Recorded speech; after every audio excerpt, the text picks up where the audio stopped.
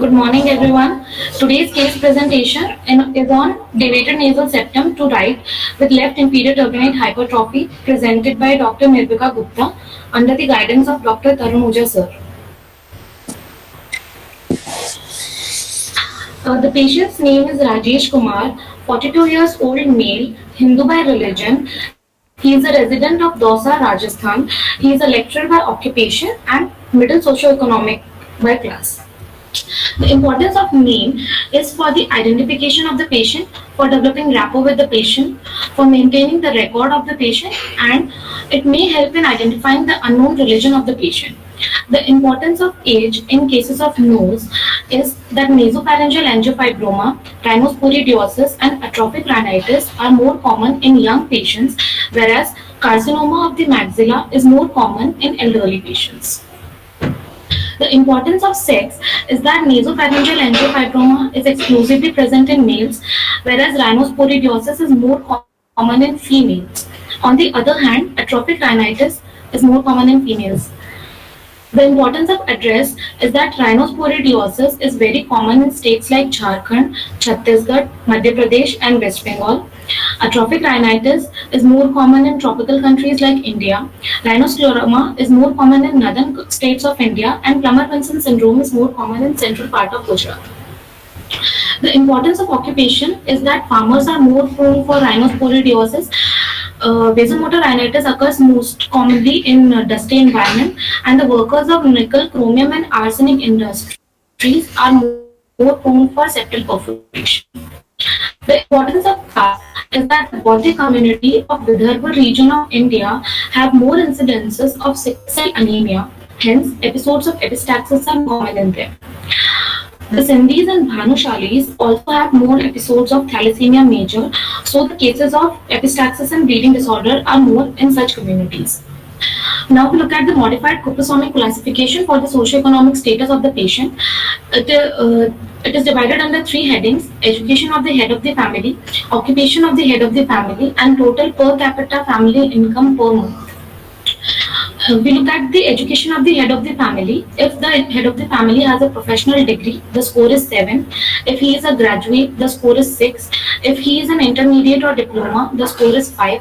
If he has done high school, the score is 4. If he has done middle school, the score is 3. If he has passed out primary school, the score is 2. And if he is an illiterate, the score is 1. Taking into consideration the occupation of the head of the family, if he is a professional, the score is 10. If he is semi-professional, the score is 6. If he is a pickle or runs a shop or is a farmer, if he is a worker, the score is 4. If he is a semi-skilled worker, the score is 3. If he is an unskilled worker, the score is 2. And if he is unemployed, the score is 1. Looking at the total per capita family income per month, if the income is above 2000, the score is 12. If the income is between 1000 to 1999 rupees, the score is 10. If the income is between 750 to 999 rupees, the score is 6. If the income is between rupees 500 to 749, the score is 4. If the income is between rupees 300 to 499, the score is 3. If the income is between rupees 101 to 299, the score is 2. And if the income is less than rupees 100 per month, the score is 1. Now, taking into consideration the total score, if the total score is between 26 to 29, the socioeconomic class of the patient is upper class. If the score is between 16 to 25, the class is upper middle class. If the score is between 11 to 15, the patient belongs to lower middle class. If the score is between 5 to 10, the patient belongs to upper lower class. And if the score is below 5, the patient belongs to lower socioeconomic class. The patient came to the ENT OPD with a chief complaint of bilateral nasal obstruction since 1.5 years and complaint of bilateral nasal discharge since 1.5 years. History of presenting illness. The patient was apparently asymptomatic 1.5 years back when he developed complaint of bilateral nasal obstruction, which was insidious in onset, gradually progressive in nature, and without any aggravating or relieving factors. The patient also complained of nasal discharge since 1.5 years. The discharge was insidious in onset, intermittent in nature, whitish in color, mucoid in consistency, not found smelling, no positional or diurnal variation was present. It was relieved after taking medications in the form of oral tablets and nasal sprays. No associated aggravating factors are present. It was also associated with headache and sneezing since past 3 months. We look at the differential diagnosis for nasal obstruction. Common nasal obstruction can be bilateral or unilateral. Causes for bilateral nasal obstruction are in the vestibule, it can be due to bilateral vestibulitis, collapsing nasal alveoli, stenosis of nares, or congenital atresia of the nares. In nasal cavity, it can be due to acute rhinitis, viral or bacterial, chronic rhinitis and sinusitis, rhinitis medicamentosa, allergic rhinitis, hypertrophic turbinates, deviated nasal septum, nasal polypi, atrophic rhinitis, rhinitis sicca, septal hematoma, septal abscess, bilateral choanal atresia. In nasopharynx, the causes can be adenoid hyperplasia, large choanal polyp, Thornwald cyst, adhesion between soft palate and posterior pharyngeal wall, and large benign and malignant tumors. The causes of unilateral nasal obstruction can be in vestibule. It can be due to furuncle, vestibulitis, stenosis of nares, atresia, nasoalveolar cyst, papilloma, or squamous cell carcinoma. In nasal cavity, the causes can be foreign body, deviated nasal septum, hypertrophic turbinates, concha bullosa, antrochoanal polyp, synechiae, rhinolith, bleeding polypus of the septum, benign and malignant tumors of nose and paranasal sinuses, sinusitis, and in nasopharynx, the cause can be unilateral choanal atresia. Common causes of nasal obstruction in children are foreign body, adenoids, rhinitis, choanal atresia, and nasal diphtheria. Looking at the differential diagnosis of nasal discharge can be differentiated on the basis of whether it is unilateral or bilateral. Unilateral foul-smelling purulent discharge in children is almost certain of foreign body in the nose unless proven otherwise. Bilateral discharge is present in DNS, ethmoidal polyp, nasal allergy in adults, and adenoid infection in children. The character of the discharge can be differentiated as follows. Watery discharge is seen in allergic rhinitis. Clear fluid-like discharge is suggestive of CSF rhinorrhea. Mucoid discharge is seen in DNS, and purulent discharge is seen in sinusitis. Discharge with blood is seen in cases of antrochoanal polyp, rhinosporidiosis, and malignancy. Differential diagnosis for headache can be due to acute sinusitis or anterior ethmoidal neuralgia. The pain of sinusitis can be at different sites depending on in which sinus there is infection. The pain of maxillary sinusitis occurs in the infraorbital region. The pain of frontal sinusitis occurs in supraorbital region. The frontal sinusitis pain does not disturb sleep and has a characteristic periodicity. It starts in the forenoon, reaches peak in the midday, and subsides in the evening, after which the patient is free from headache. Vacuum headache results from obstruction of air entry into the frontal sinus. The pain of ethmoidal sinusitis is over the bridge of the nose and between the eyes. The pain of sphenoid sinusitis occurs in the occipital region, vertex, or it is a retroocular pain. Anterior ethmoidal neuralgia occurs since the high DNS pressing the middle turbinate causes pressure on the anterior ethmoidal nerve. This is called as Sludder's headache. Negative history. There was no history of facial heaviness and fullness, watering or itching in the eyes, disturbance of the smell, visual disturbances, fever, earache, snoring, weight loss, appetite loss, halitosis, dental pain or cough. Importance of negative history. Disturbance of smell is seen in cases of severe DNS. Snoring is present in case of DNS and OSA. Recurrent chronic sinusitis presents as facial heaviness and fever. It occurs due to obstruction of sinus ostia due to marked DNS that can lead to poor ventilation and drainage of the sinuses. Middle ear infections present as earache, which can occur due to eustachian tube obstruction. Atrophic rhinitis can present as halitosis, and such changes occur on the concave side of the anus. Past history. There is no history of hypertension, diabetes, IHD, TB, asthma, bleeding disorder, no history of allergy to dust and smoke, no history of blood transfusion in the past, no history of sexually transmitted diseases, no history of drug allergy, no history of surgery in the past, no history of similar complaints in the past. Personal history, the patient is a vegetarian by diet with a normal appetite, bowel and bladder habits are normal, sleep is not disturbed, and he does not have any addictions. The family history is not significant. Importance of the past history. History of even rise of temperature, loss of and presenting pox contact, tuberculosis of the nose, nodular or ulcerative tuberculosis, and lupus vulgaris. History of blood pressure. Blood pressure leads to epistaxis and is related contraindication to surgery. Diabetes mellitus leads to fungal infections of the nose. Asthma is associated with nasal allergy. Allergy is associated with allergic rhinitis, vasomotor rhinitis, ethmoidal polypi, or asthma. History of sexually transmitted disease like syphilis causes gamma on septum, yours causes nodules in the nose. History of similar complaint in the past points towards recurrent ethmoidal polypi, recurrence of carcinoma. History of medical or surgical treatment in the past and history of head injury leads to showing that it can be a fracture of craniform plate that may cause anosmia or CSF rhinorrhea. Importance of personal history. History of smoking, alcoholism, or drug or snuff addiction shows that the patient can have septal perforation. History of excessive use of nasal decongestants or hypertensive drugs shows that it can be rhinitis medicamentosa or chronic nasal obstruction. Importance of family history. History of similar complaints in the family like allergy, asthma, and polypi. History of bleeding disorders, hypertension, diabetes mellitus are all associated with the family. In my case, family history is important since DNS can be genetic. General examination. The patient is conscious, cooperative, and well oriented to time, place, and person. The patient is well built and nourished. No pallor, icterus, clubbing, cyanosis, generalized lymphadenopathy, or pedal edema is seen. Vitals of the patient are BP is 140 by 90 mm of Hg in right brachial artery in sitting position. Pulse is 80 per minute, regular in rhythm, rate, and volume in right radial artery. Respiratory rate of the patient is above classic time.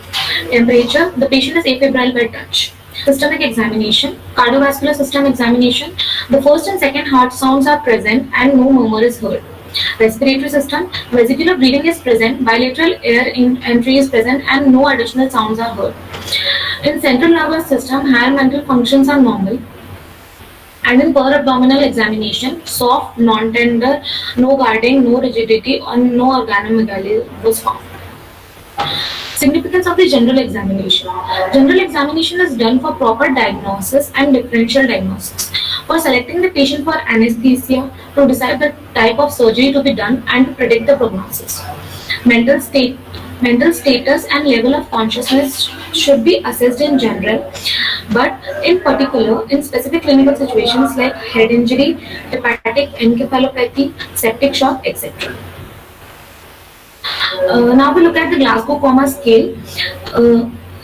Response to eye opening. If the eye opening is spontaneous, the score is 4. If eye opening is response to a verbal command, then the score is 3. If eye opening is response to pain, the score is 2. And if there is no eye opening, the score is 1. Best verbal response. If the verbal response is oriented, the score is 5. If the patient is confused, the score is 4. If there are inappropriate words, the score is 3. If incomprehensible sounds are made by the patient, the score is 2. And if there is no verbal response, the score is 1. Best motor response. If the patient obeys the command, the score is 6. If there is localizing response to the pain, the score is 4. If there is withdrawal response to the pain, the score is 4. If there is flexion to the pain, the score is 3.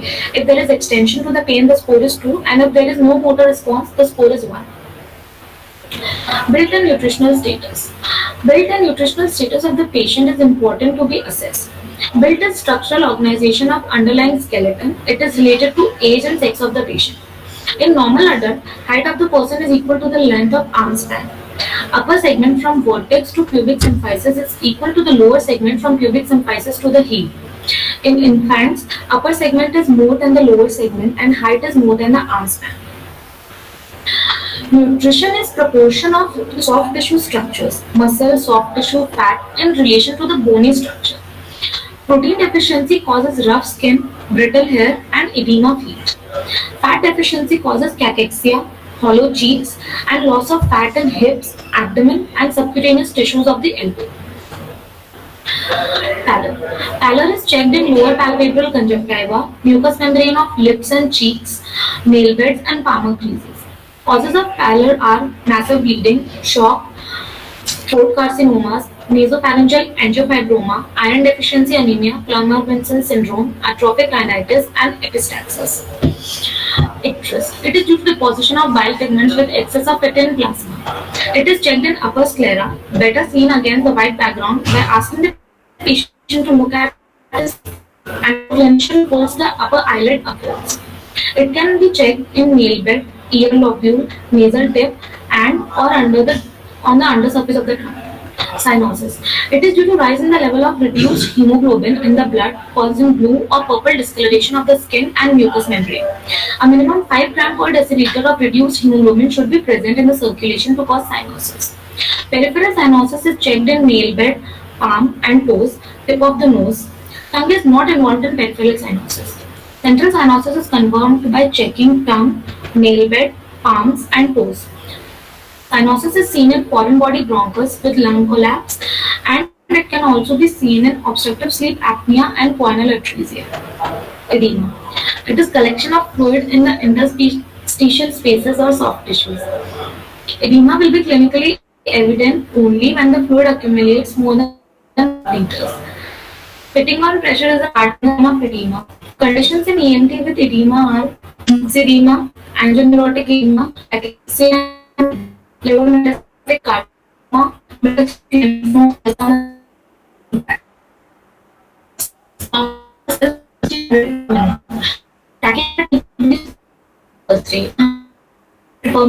anemia, sepsis, the word for slow is less than 60 per minute. Pressure. Hypertension is present in persistent free systolic pressure above 140 mmHg or diastolic pressure above 90 mmHg. It is sustained elevation of systemic arterial pressure. It is seen in thyrotoxicosis and raised intracranial tension.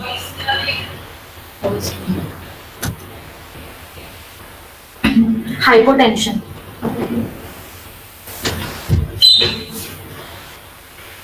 Hypotension is diminished BP, systolic pressure less than 90 mmHg. It is seen in cachexia of malignancy, tuberculosis, anemia, and functional causes. Respiration. Tachypnea is respiratory rate more than 20 per minute. It is rapid breathing seen in hypo or hyperthyroidism, metastasis, fever, shock, hypoxia, acidosis, tetany, and hysteria. Gradual deepening of respiration altering with short periods of apnea is called kind stroke respirations. Fever or rise in temperature. Normal temperature is 36.7 degrees Celsius to 37.5 degrees Celsius or 98 to 99 degrees Fahrenheit. A diurnal variation of 1 degree Celsius is normal. Lowest temperature is during morning 2 to 4 am, highest being in the afternoon. Fever is increase in body temperature more than 1 degree Celsius or more than the maximum range. The sites for measuring the temperature are oral, axillary, and rectal. Types of fever. The fever can be a continuous fever, fever persistent throughout the day and does not fluctuate more than 1 degree Celsius in 24 hours. Remittent fever. Remittent fever is above normal throughout the day, but there is fluctuation of more than 1 degree Celsius in 24 hours. Intermittent fever is temperature is present only few hours a day and reaches to normal. When the fever develops daily, it is called quotidian fever. When the fever develops on alternate days, it is called tertian fever, and when it occurs every third day, it is called as a quartan fever. Now we move on to the local examination. In nose, the external examination of the nose is normal. Skin over the nose is normal. Vestibules are normal bilaterally. On anterior rhinoscopy, nasal septum Mild deviation was seen towards the right side with spur present to the left side. Nasal mucosa was bilaterally pinkish in color. The nasal floor was normal on the right side and spur is present on the left side. In the nasal cavity, mucous discharge is present bilaterally. Inferior turbinate is hypertrophied on the left side and is normal on the right side. Inferior meatus is normal bilaterally. Middle turbinate and middle meatus were not visualized bilaterally. We can see that the inferior turbinate is hypertrophied on an anterior rhinoscopy view and the septum is deviated to the right side. Bilateral PNS tenderness was not present. On cold spatula test, decreased fogging was present on the right side, and on cotton wool test, decreased movements of the cotton wool on the right side was present. In posterior rhinoscopy, we see that the posterior part of the nasal septum was normal. Both choana are normal. Roof of the posterior wall of nasopharynx is normal. Opening of the eustachian tube is normal, and fossa of Rosenmuller is normal. In the external examination of nose, following findings can be present.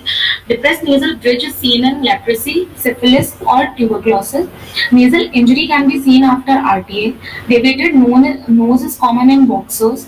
Congenital swelling can be present in glioma. Benign conditions like rhinophyma can be seen.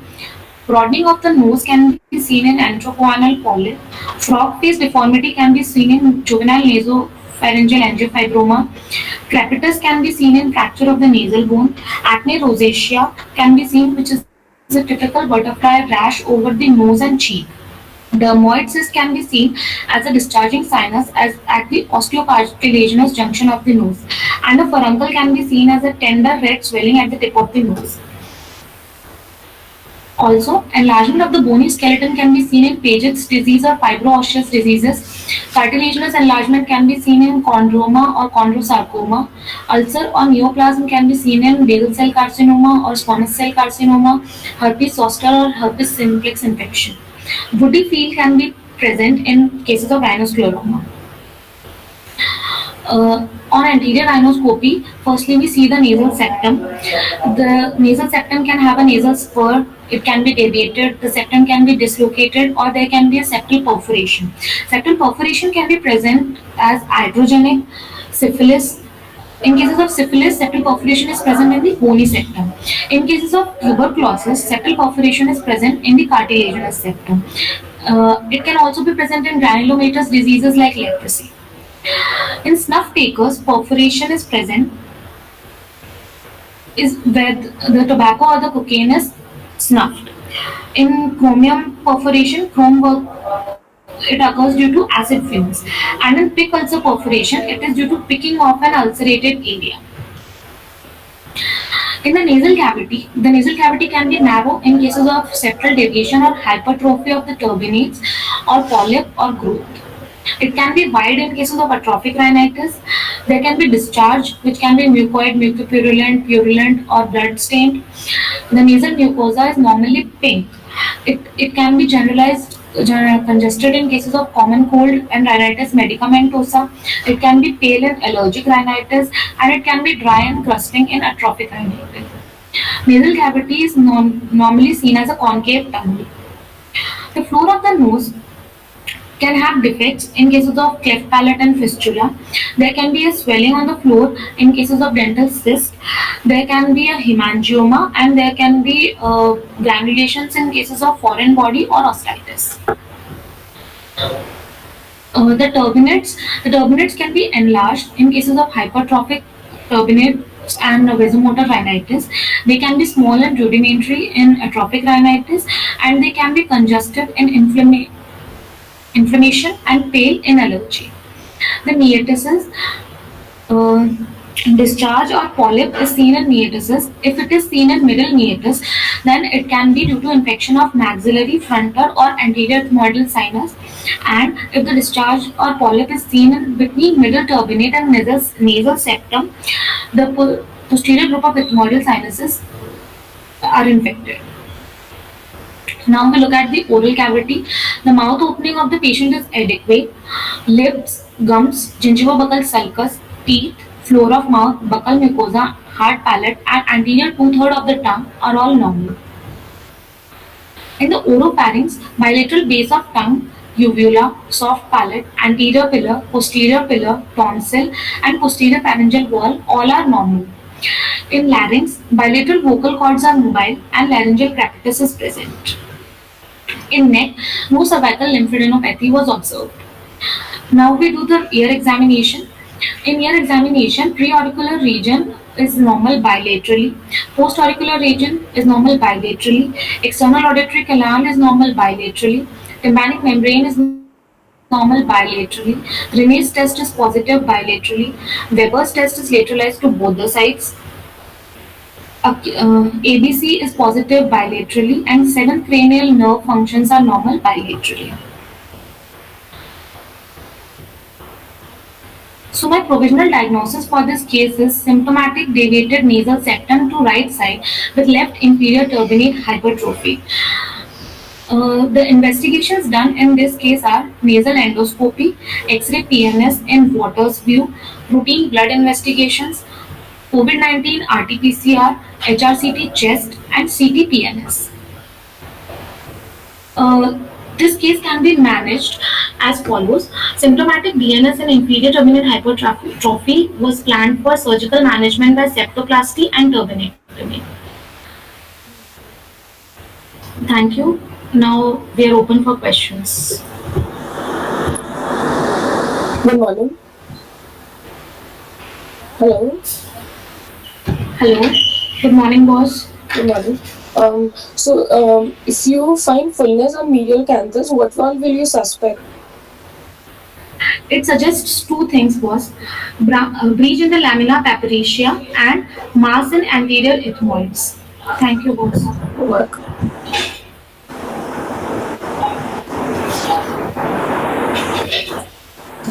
Hello. Good morning, boss. Hi. Can you tell me how is the medial wall, the nasal cavity derives? Like from where does it derive its blood supply from? Boss, the blood supply of the medial wall of the nose is as follows: anterior ethmoidal artery, posterior ethmoidal artery, sphenopalatine artery, greater palatine artery, infraorbital artery, and superior labial artery. Thank you, boss.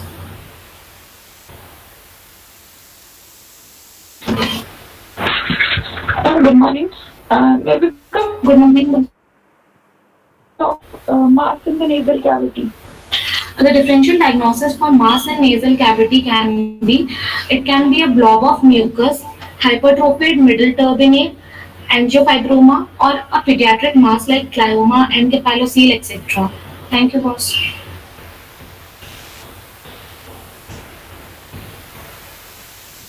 Good morning, boss. What is Schroeder's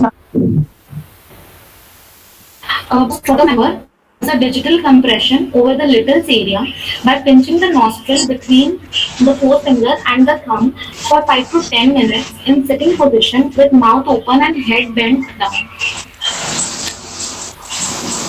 Thank you, boss. Good morning, Nilvika. Can you Good name morning, the ma'am. arteries forming the Kieselbeck's plexus? The arteries forming the Kieselbeck plexus Triangle. are anterior ethmoidal artery, septal branch of superior labial artery, septal branch of sphenopalatine artery, and greater palatine artery.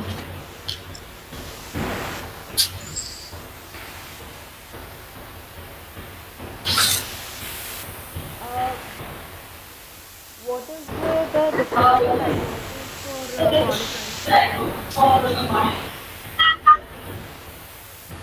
Good morning, boss. Good morning. आवाज आ रही है? Hello. Hello. Hello. Boss, you're not audible. I'm audible now. हाँ, अब आ रही है. What is the differential diagnosis for chronic rhinosinusitis?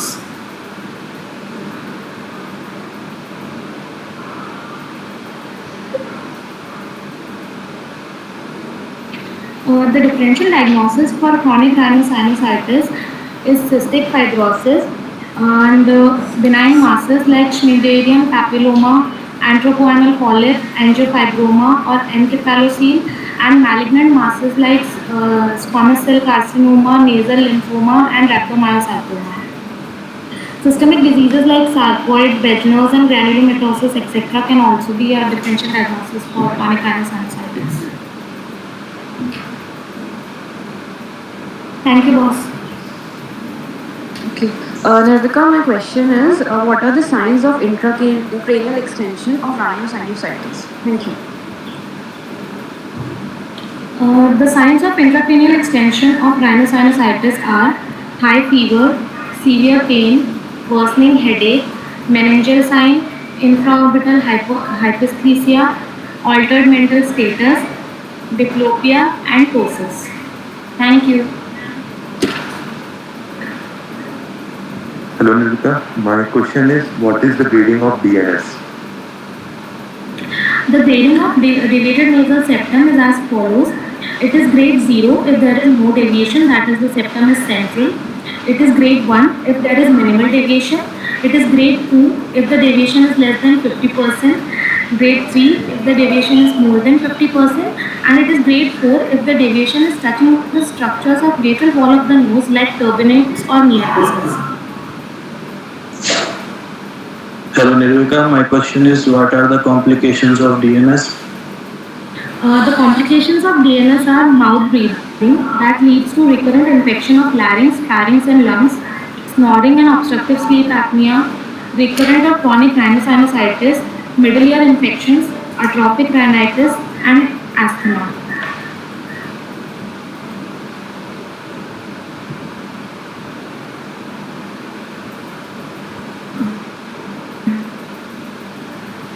Thank you.